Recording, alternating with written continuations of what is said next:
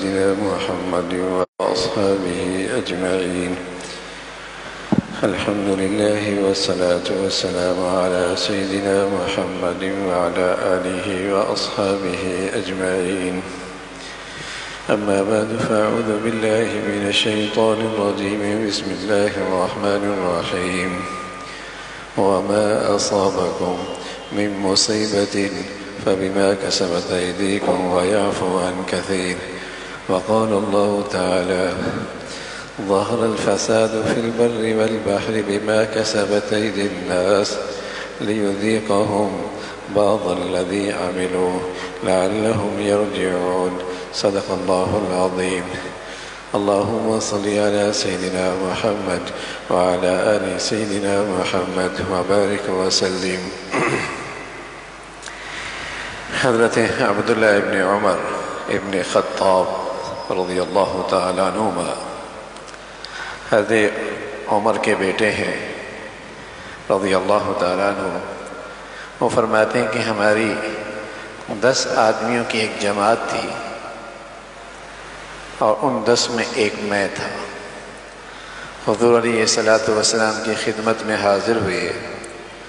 فاقبل علینا، آپ ہماری طرف توجہ فرما کر تشریف فرما ہوئے اور پھر آپ نے ارشاد فرمایا کہ یا معاشر المہاجرین،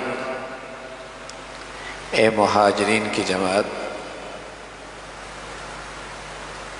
اے مہاجرین جماعت، 5 خصال اعوذ باللہ ان تدرکوہن، 5 برائیاں ایسی ہیں اللہ کی پناہ کہ تم ان میں مبتلا ہو.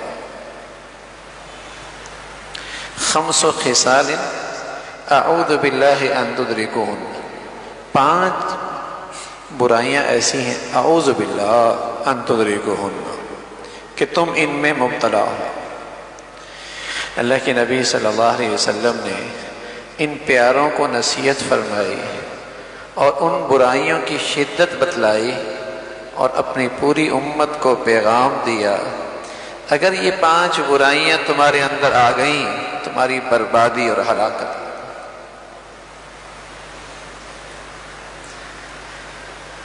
تو آپ فرمانے لگے یا معاشر المہاجرین 5 خصال اعوذ باللہ ان تدرکوہن، یہ 5 چیزیں ایسی ہیں اللہ کی پناہ کہ تم ان میں مبتلا ہو. پھر آپ نے ایک ایک کر کے گنایا. فرمایا ما ظہرت الفاحشۃ فی قوم حتی اعلنوا بها الا ابتلوا بالطواعین والاوجاع التي لم تكن في اسلافهم الذين مضوا.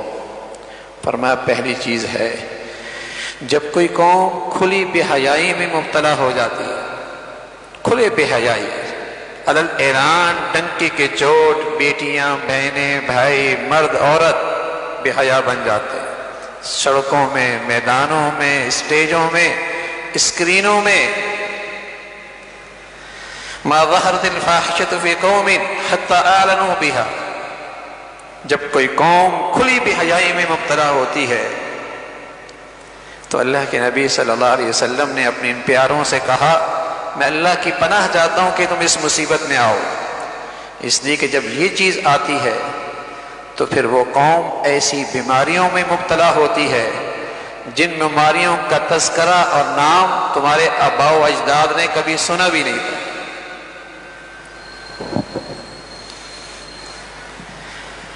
پھر وہ معاشرہ ایسے امراض میں مبتلا ہوتا ہے التی لم تکن فی اسلافہم، تمہارے آباء و اجداد میں ایسی بیماریوں کا کوئی گزر نہیں تھا. نئے نئے نام، نئی نئی بیماریاں، نئی نئی بیماریوں کی دوائیں تجویز اور بیماریاں اس سے بڑھ کر.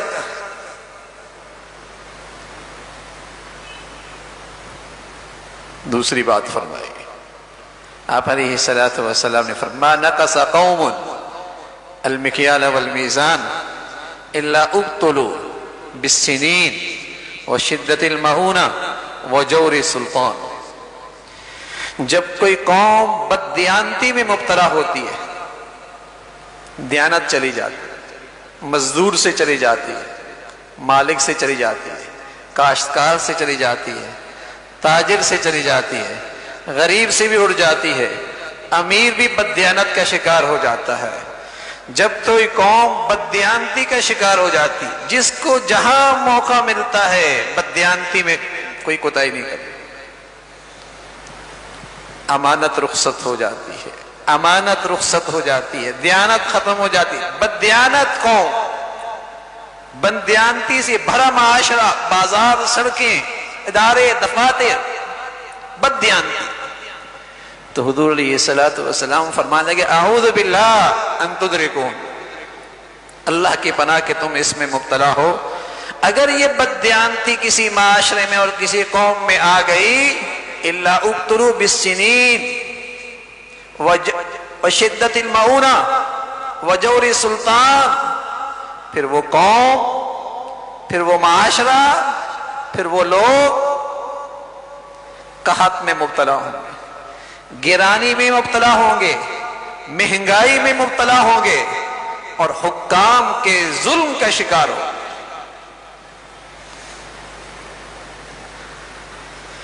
جب کسی قوم میں بددیانتی ہوگی تو وہ قوم قحط سالی میں، تنگ دستی میں، فقر میں، گرانی میں اور حکام کے ظلم کا شکار ہو، وجور سلطان۔ پھر اللہ کے نبی نے تیسری بات فرمائی اور ساتھ شروع میں تنبیہ فرمائی، خمس خصال اعوذ باللہ ان تدرکوہن، یہ 5 برائیاں ایسی اللہ کی پناہ کہ تم ان میں مبتلا ہو، کہ کھلی بے حیائی ہو، بددیانتی ہو، اور تیسری چیز آپ علیہ الصلوۃ والسلام فرمان لگے ما منع قوم زکاة اموالہم الا منع القطر فلولا البہائم لم یمطروا۔ فرمایا جب قوم زکوٰۃ نہیں دیتی، اللہ اور اللہ کے بندوں کا حق نہیں نکالتی صحیح طریقے سے، اللہ اپنی رحمت روک لیتا ہے آسمان سے۔ آسمان سے بارش تو ہوتی ہے لیکن زحمت بن کے ہوتی ہے، مصیبت بن کے آتی ہے، عذاب بن کے آتی ہے، سیلاب بن کے آتی ہے، بربادی اور تباہی کا پیغام لے کے آتی ہے۔ منع القطر، رحمت کی بارش کوئی نہیں آتی، عشر کوئی نہیں، زکوٰۃ کوئی نہیں، عشر کوئی نہیں، زکوٰۃ کوئی نہیں، اللہ کا حق نہیں نکالتا یہ۔ فرمایا اگر اس برائی میں کوئی قوم مبتلا ہو گئی، اس قوم برائی میں مبتلا ہو گئی، تو اللہ رب العزت رحمت کی بارشیں روک دے۔ چوتھی چیز فرمائی وَلَا خَفَرَ قَوْمٌ الْعَهْدَ إِلَّا سَلَّطَ اللَّهُ عَلَيْهِمْ عَدُوًّا مِّنْ عُدُوِّهِمْ وَأَخَذَ بَعْضَ مَا فِي أَيْدِيهِمْ۔ فرمایا جب کوئی قوم، اللہ کی پناہ کہ تم اس میں مبتلا ہو، جب کوئی قوم عہد شکنی کرنے لگتی، عہد شکنی کرنے لگتی ہے، وعدہ کیا، بات کی، معاہدہ کیا، کوئی پرواہ ہی نہیں۔ وَلَا خَفَرَ قَوْمٌ الْعَهْدَ، جب کوئی قوم عہد شکنی میں مبتلا ہوتی ہے، فرمایا پھر کیا ہوتا ہے، اللہ ان کا کوئی دشمن ان پہ مسلط کر دیتا ہے اور ان کا سب کچھ لوٹ لیتا ہے، جان لیتا ہے، عزت لیتا ہے، آبرو لیتا ہے، مال لیتا ہے۔ چوتھی چیز آپ نے فرمائی، پانچویں چیز آپ علیہ الصلوۃ والسلام فرمان لگے وَمَا لَمْ تَعْلَمْ أَئِمَّتُهُمْ بِمَا أَنزَلَ اللَّهُ عَزَّ وَجَلَّ فِي كِتَابِهِ إِلَّا جَعَلَ بَأْسَهُمْ بَيْنَهُمْ، جب تمہارے عدالتیں اور تمہارے حکمران اللہ کے حکموں کے خلاف فیصلہ کریں گے، تم میں خانہ جنگی کا عذاب ہو، تم میں خانہ جنگی کا عذاب ہو، تم آپس میں دستے گریبان رہو گے، تم ایک دوسرے کے خون کے پیاسے رہو گے۔ الا جعل بأسهم بینہم، تم میں خانہ جنگی رہے گی۔ جب تمہارے ہاں قومی سطح پہ فیصلے اللہ کے کلام کے خلاف ہوں گے اور ڈنکے کے چوٹ ہوں گے، عدالتیں کریں گی، ایوان کریں گے، جعل بینہم بأسہم، سچے نبی کی بات سچی ہے اور یہ ہو کے رہنا ہے۔ نبی کی کہی ہوئی بات کوئی تجربہ نہیں، نبی کی کہی ہوئی بات کے پیچھے اللہ کا علم ہے، نبی کی کہی ہوئی بات کے پیچھے اللہ کی قدرت ہے، نبی کی کہی ہوئی بات کے پیچھے اللہ کی وحی ہے۔ جب بے حیائی ہوگی، موذی امراض ہوں گے، اسپتال بھری ہوئی ہوں گے، اور جب بددیانتی ہوگی، پھر گرانی ہوگی، پھر گرانی ہوگی، حکام کا ظلم ہوگا، پھر قحط سالی اور فقر ہوگا، اور جب اللہ کا حق اپنے مال سے نہیں نکالیں گے، اللہ آسمان سے اپنی رحمتیں روک لے گا۔ اور جب بازاروں میں اور تاجروں میں اور کاشتکاروں میں اور لین دین میں اور معاملات میں آہت شکنی ہوگی، آہت شکنی ہوگی، اللہ ظالم مسلط کرے گا، دشمن مسلط ہوں گے۔ اللہ کے نبی پانچویں چیز فرمانے لگے، جب تمہارے فیصلے اللہ کے حکموں کے خلاف ہوں گے، پھر تم پر خانہ جنگی مسلط ہوگی، پھر تم پہ خانہ جنگی مسلط ہوگی۔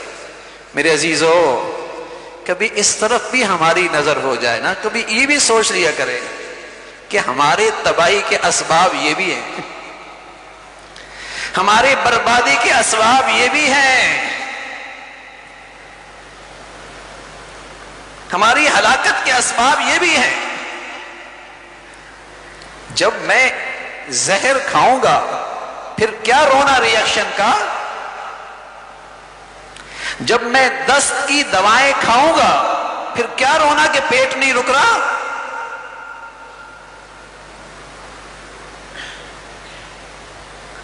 جو اسباب اختیار کی جائیں گے، جو زندگی اختیار کی جائے گی، نتائج تو اس کے مطابق آئیں گے نا۔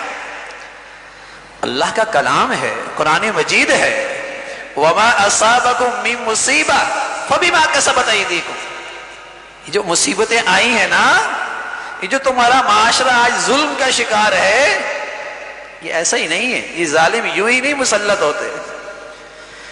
جب قوم کا مزاج بگڑتا ہے، قوم کا جب مزاج بگڑتا ہے، بے دین ہوتی ہے، بے حیائی اس کا مزاج بن جاتا ہے، پھر بدکار بے حیا لوگ ان کے لیڈر، پھر خائن اور لٹیرے ان کے پسندیدہ محبوب لیڈر۔ 70 سال سے اس قوم نے کیسوں کو مسلط کیا ہے اور کیسوں سے امیدیں رکھی ہیں۔ جب قوم بدعمالی کا شکار ہوگی تو پھر ایسے لوگ ہی آئیں گے، پھر ان کا شعور ہی غلط، ان کی عقل ہی غلط، ان کی سمجھ ہی غلط، ان کا انتخاب ہی غلط۔ کھلی اللہ کی نافرمانی کریں، ہم امید رکھتے ہیں ہمارے حالات ٹھیک کر دیں گے۔ حضور علیہ الصلوۃ والسلام فرمایا کرتے تھے، ما ظہر الزنا والربا فی قوم اذن اللہ بہلاکہا، جب کوئی قوم زنا اور سود خوری میں مبتلا ہوگی، اللہ اس قوم کی بربادی کا فیصلہ فرمائے۔ اللہ سے اعلان جنگ، اللہ سے بغاوت، اور پھر امید رکھیں حالات اچھے نہیں آئیں گے۔ حضور علیہ الصلوۃ والسلام فرمانے لگے، اللہ کہتا ہے، اللہ بادشاہوں کے میں بادشاہ ہوں، انا الملک، اللہ کہتا ہے میں بادشاہ ہوں، اور میں بادشاہوں کا بادشاہ ہوں، اور بادشاہوں کے قلوب میرے ہاتھ میں ہے۔ تم میری اطاعت کرو گے وہ تمہارے اوپر مہربان بن جائیں گے، اور اگر تم نافرمان رہو گے وہ تمہارے حق میں ظالم بن جائیں گے۔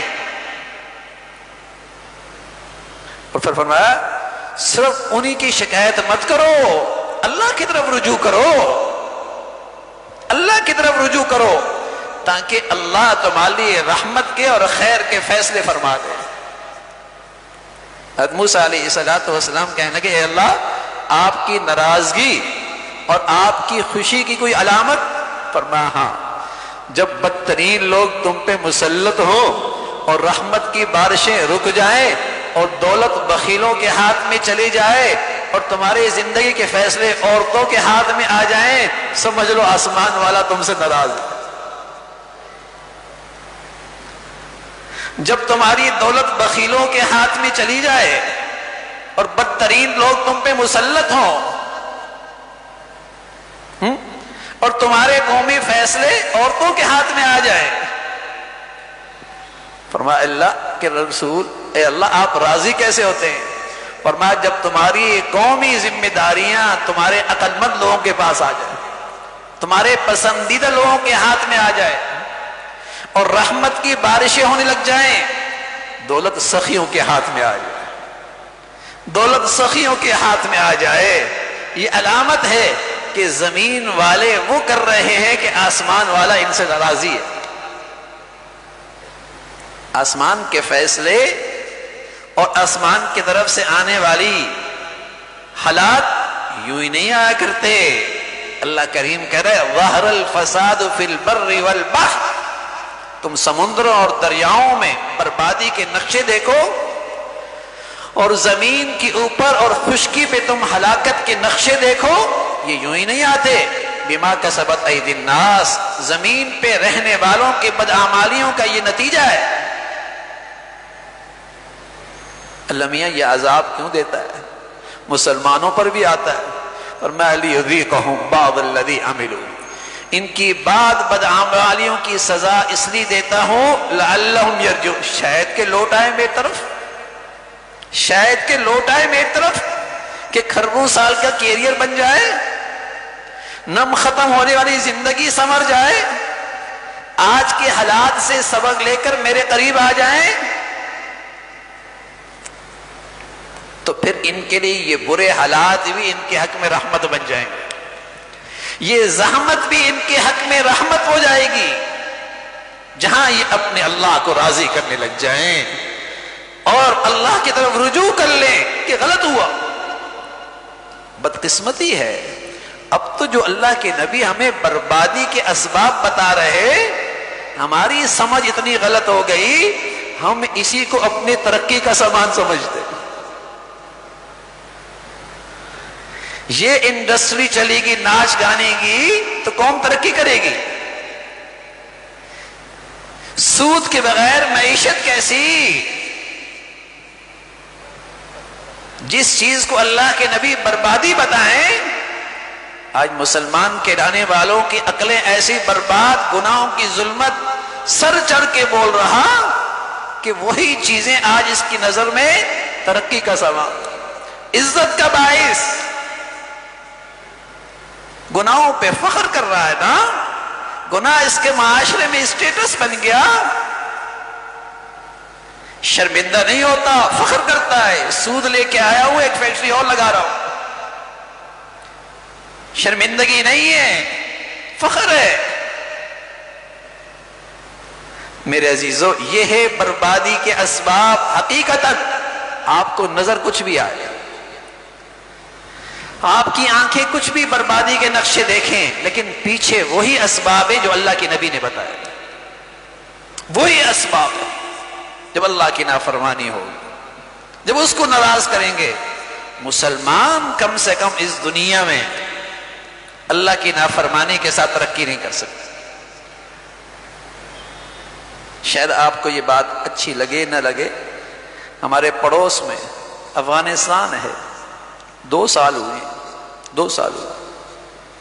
انہوں نے کوشش کی اپنی دھرتی کو گناہوں سے پاک کر، 40 سالہ جنگ کی زندگی، 2 سال میں کوشش کی، نیکیوں کو فروغ دیا، ایمان کے ماحول کو فروغ دیا، اپنی سے انہوں نے کوشش کی۔ ہاں، جب وہ آئے تھے تو وہاں ڈالر کی چیل پہل تھی، امریکن ڈالر تھے، اور اس وقت افغانی کی رقم کے مقابلے میں ایک ڈالر 100 سے اوپر افغانی کا تھا۔ سارے ڈالر وہاں سے نکل گئے، لے گیا امریکہ، دینا بھی چھوڑ دیے۔ آج وہاں امریکی ڈالر $1 73 افغانی کے برابر ہے. وہاں کا 1000 ہمارے 4500. کیوں؟ ان کے پاس مغرب سے پڑے ماہرین معیشت تو نہیں ہے، لیکن قرآن حدیث کا علم رکھنے والے ایمان والے موجود ہیں.